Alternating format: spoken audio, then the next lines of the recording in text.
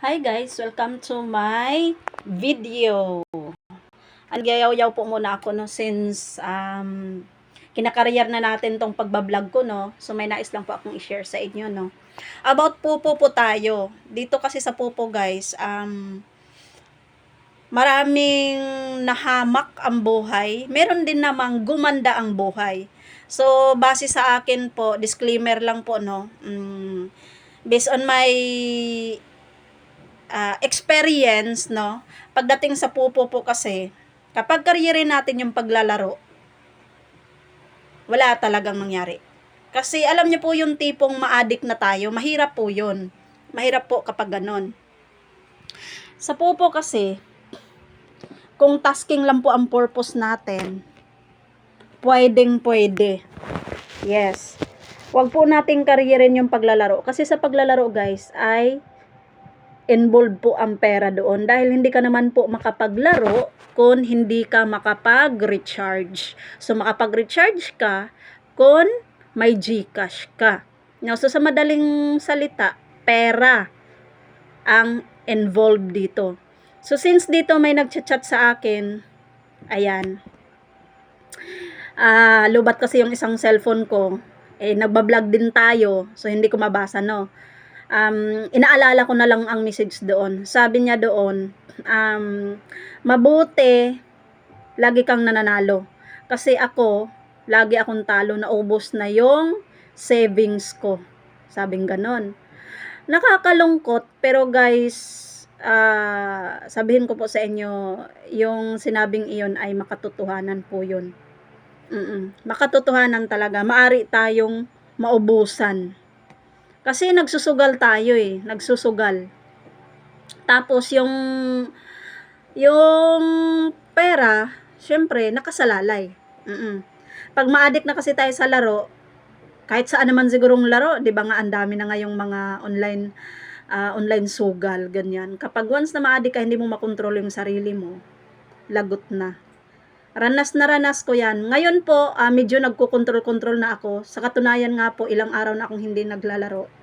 Kasi yung mga sumunod na araw, first week nitong month na to, napagbigyan akong napagbigyan. And mga second week, wala na. So, hindi na ako naglalaro kasi wala kahit anong gawin sa 4 kong account, lahat yon paglalaruin ko, wala talagang bigay. Maano mo kasi yun ma-observe mo kung may bigay talaga or wala. Kung wala, huwag mong pilitin. Oo. Pero kung ang gusto mo lang ay maglaro ng maglaro, sabihin ko sa inyo, mauubusan talaga kayo niyan. Yes. Kaya ako ngayon, tasking na lang ako. Yung ano ko nga po, yung early wage ko, bumaba na, naging 5K na kasi walang trade. Ano naman ngayon kung habulin natin yung still need, kung hindi nga tayo papanalunin. 'Di ba?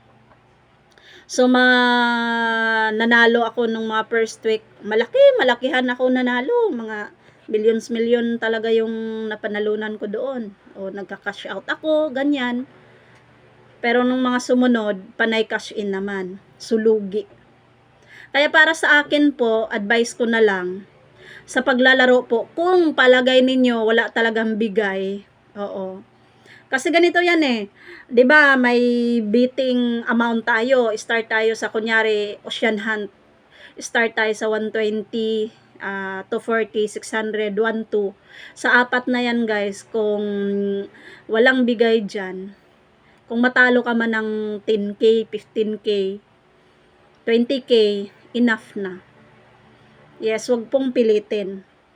Kasi ako, pag naglalaro ako, 100K ako nag-recharge. Dati-rati, hindi ako kontento. Ngayon, iba Inaral ko na kasi yung bawat laro. Kung yung sa 100K na yon na nauubos na siya, tapos hindi maganda yung balik, bigay hindi, maubos man yung 100K na yon, ayoko nang mag-recharge. Ganun lang po. Kung tayo naman ay maliitan lang, kunyari nagre-recharge tayo ng 120 pesos, oo, 20K coins yun. Kaya mong palaguin yan kung talagang maganda ang bigayan. Pero kung hindi, wag pilitin. Ha, ganun lang po.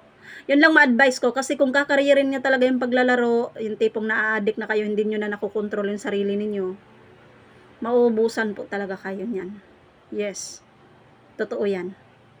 So yun lang, thank you for watching. About Popo apps po tayo. Alam kong nasasakop na tayo ni Popo, no? Pero may tamang disiplina naman po kung paano natin dalhin yung ating sarili upang hindi tayo malulong. Okay? So, yun lang po. Thank you for watching. Ako po si Beth, Agent Beth, Pia, agent ng Pia Agency. So, thank you for watching. Bye-bye po sa you on my next vlog.